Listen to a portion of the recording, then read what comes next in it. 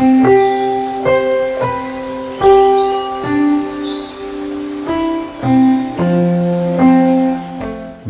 Doctor Madhusudan Gupta, board certified qualified plastic, cosmetic, burn and hair transplant surgeon हूँ, जो मुरादाबाद में Sushma hospital के अंतर्गत काम कर रहे हैं। आज का जो विषय है उस पे प्लास्टिक सर्जरी, कॉस्मेटिक सर्जरी में हम क्या क्या चीज़ें कवर करते हैं, क्या हम इस प्लास्टिक सर्जरी में काम करते हैं, उस पर चर्चा करेंगे। प्लास्टिक सर्जरी जो है काफ़ी बड़ा विभाग है, जो डे 0 से लेके और बूढ़ा होने तक सारी उम्र के मरीजों की सेवा करता है। इसमें जो बच्चे हैं उनका तालू कटा हुआ होता है, लिप कटा हुआ होता है, जन्मजात हाथ की उंगलियां जुड़ी हुई होती हैं, हाथ की उंगलियां नहीं होती हैं, पाँव की उंगलियां जुड़ी होती हैं। इन सब चीज़ों का ऑपरेशन जनरली हम जो होंठ कटा हुआ होता है उसका ऑपरेशन 3 महीने में स्टार्ट कर देते हैं। 3 महीने की उम्र में बच्चे का ऑपरेशन कर दिया जाता है। ये अभी सिर्फ मैं उम्र की तरफ प्रकाश डाल रहा हूँ।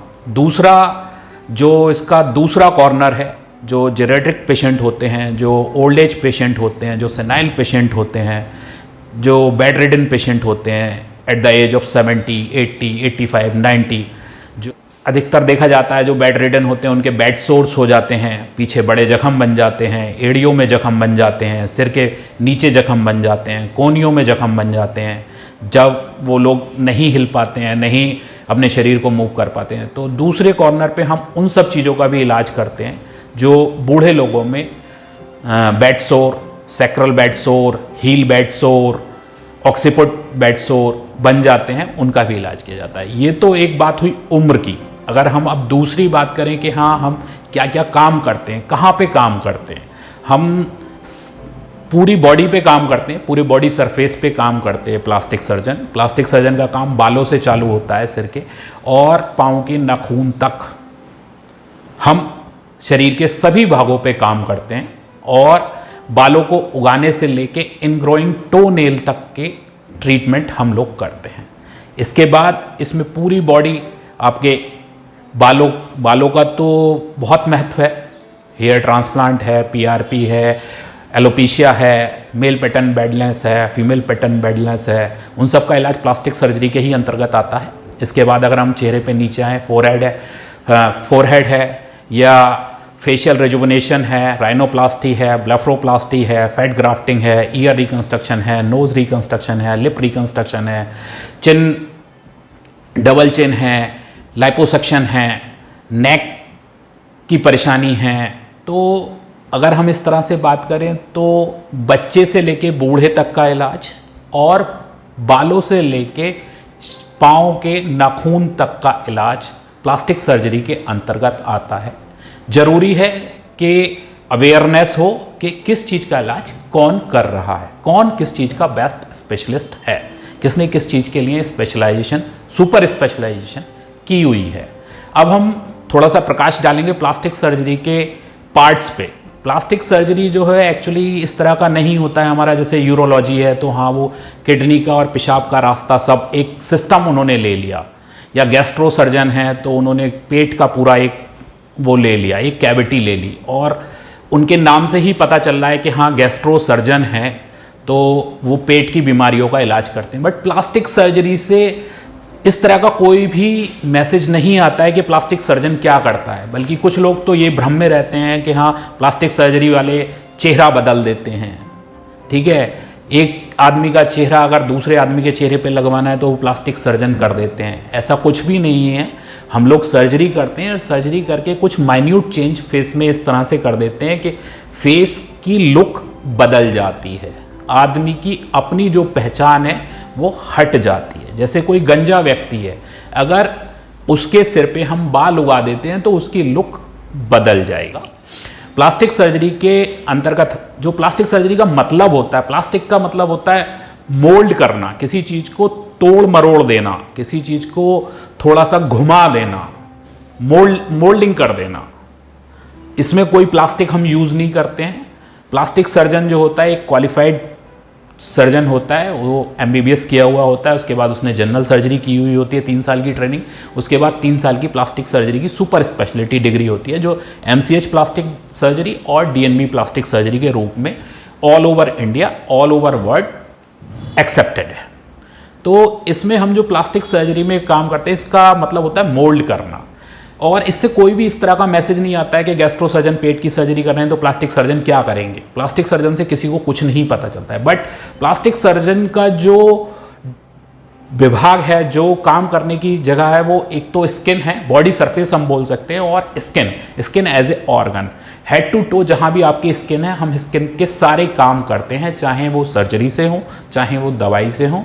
जो सर्जिकल काम होते हैं उन्हें हम इन्वेसिव प्रोसीजर्स बोलते हैं, और जो सर्जरी से नहीं होते हैं उन्हें हम मेडिसिन से और चीज़ों से, दवाइयों से, और मिनिमल इन्वेसिव टेक्निक्स हैं अब आज की डेट में, जो बोटॉक्स है, फिलर है, बहुत सारी ऐसी चीज़ें हैं जो जिनमें सर्जरी भी नहीं करनी पड़ती है और उससे भी इलाज हो जाता है। तो हम ये प्रकाश डालना चाहेंगे कि हाँ किस चीज़ पे हम क्या क्या हम कर रहे हैं। प्लास्टिक सर्जरी की 3-4 मेन पार्ट बने हुए हैं। इसमें से सबसे पहला आता है कॉस्मेटिक सर्जरी। कॉस्मेटिक सर्जरी में जो हम कवर करते हैं उसमें किसी के भी शरीर की चर्बी को घटाना, किसी के भी शरीर में अगर कहीं गड्ढा है, गालों में गड्ढे हैं, उस गड्ढों को भरना, कहीं भी शरीर पे कोई निशान है, चेहरे पे निशान है, कोई तिल है, मस्सा है, स्किन टैग है, उन्हें हटाना, किसी के शरीर पे बाल ज़्यादा हैं, अनचाहे बाल हैं, उन्हें हटाना, कहीं पे बाल कम हैं तो उन्हें बालों को बढ़ाना, चाहे वो सिर के हों, चाहे वो दाढ़ी के हों, चाहे वो आईब्रो के हों,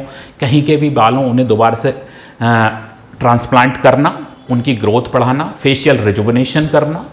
और एस्थेटिक सर्जरी में जो महिलाएं हैं उनके पेट की लाइपोसक्शन करना, छाती का साइज कम करना, छाती का साइज बढ़ाना, छाती को सुडौल बनाना। इसके अलावा जो आदमियों में काम है बहुत सारे, ऐसा नहीं है कि कॉस्मेटिक सर्जरी केवल औरतों के लिए है, आदमी के लिए भी कॉस्मेटिक सर्जरी है। जो फाइन रिंकल्स हैं, जो आपकी आईलेट्स, अपर आईलेट्स जो लेजी आइज हो जाती हैं, जो स्किन के फोल्ड्स बन जाते हैं, उन्हें हटाना है, ब्लेफरोप्लास्टी करनी है।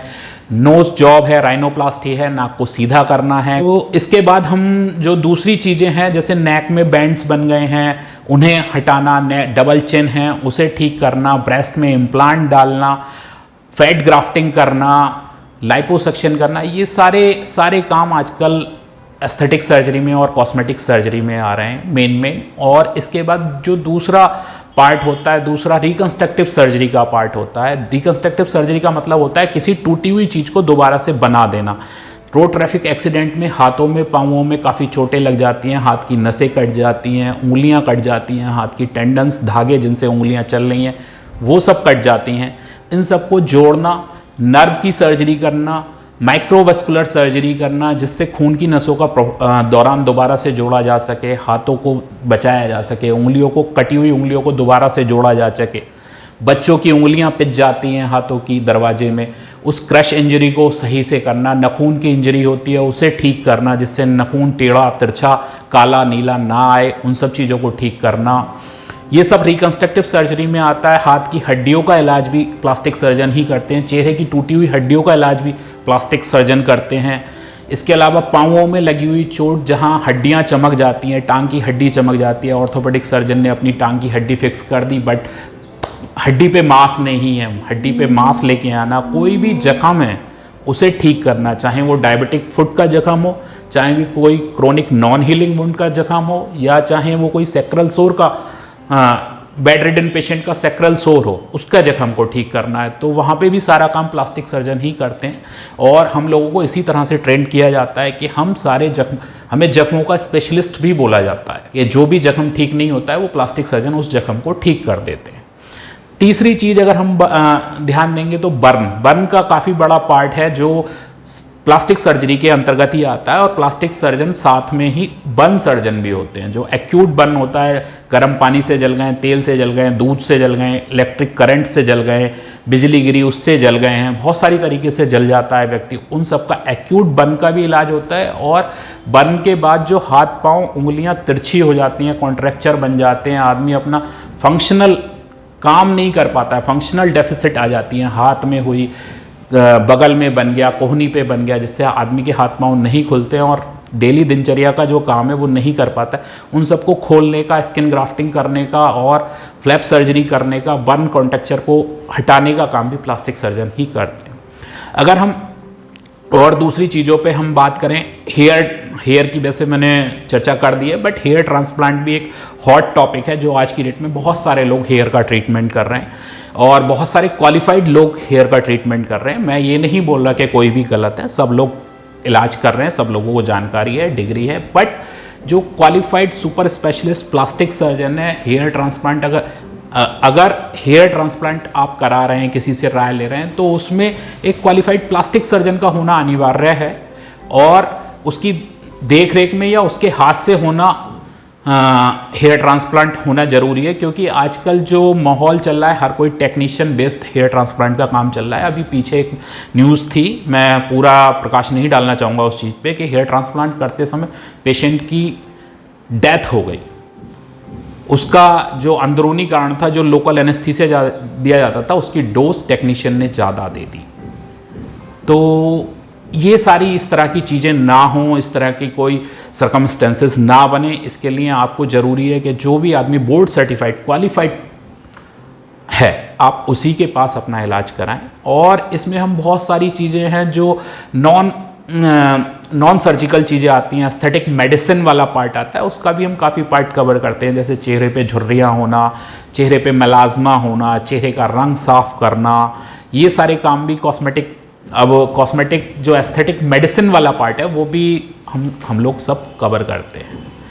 और भी इसमें बहुत सारी चीज़ें हैं जो हम प्लास्टिक सर्जरी में, मतलब एक समय में तो हम एक वीडियो में तो शायद पूरे प्लास्टिक सर्जरी को एलाबोरेट नहीं कर सकते, ये तो बहुत कम होगा, क्योंकि इसमें हेड टू टो और बच्चे से लेके बूढ़े तक का सबका इलाज अगर हम कर रहे हैं और पूरे बॉडी सरफेस पे कर रहे हैं, आपको सिर पे भी, पेट पे भी, कमर पे भी, हाथ पे भी, पाँव पे भी, तो थोड़ा मुश्किल होगा सारी बीमारियों पे एक साथ प्रकाश डाल पाना। बट ये मोटा मोटी जो चीज़ें हैं जो हम मेन कवर कर रहे हैं। एक चीज़ और मैं आपको बताना चाहूँगा, आजकल बहुत कॉमन है, जो यंग टीनेज बच्चे हैं, लड़के हैं, उनके मेल बूब्स गायनोकोमेस्टिया हो जाता है, जो कि बहुत ज़्यादा कॉमन है। इसका इलाज भी, इसका डे केयर प्रोसीजर होता है, बच्चा सुबह में एडमिट होता है, शाम को छुट्टी हो जाती है और लाइपोसक्शन और ग्लैंड बढ़ जाती है, तो उसे हम ग्लैंड को एक्सरसाइज कर देते हैं। बहुत कॉमन है और बहुत इजी और सेफ प्रोसीजर है, इसलिए हम डे केयर में करते हैं। सुबह एडमिट करते हैं, शाम को छुट्टी कर देते हैं बच्चों की। और भी काफ़ी चीज़ें हैं जिन पे हम धीरे धीरे प्रकाश डालेंगे दोबारा से, और जो नेक्स्ट वीडियोस हम बनाएंगे और जो उस तरह का रहेगा, तो उसमें हम और भी चीज़ों पे आपसे मिलेंगे और चर्चा करेंगे।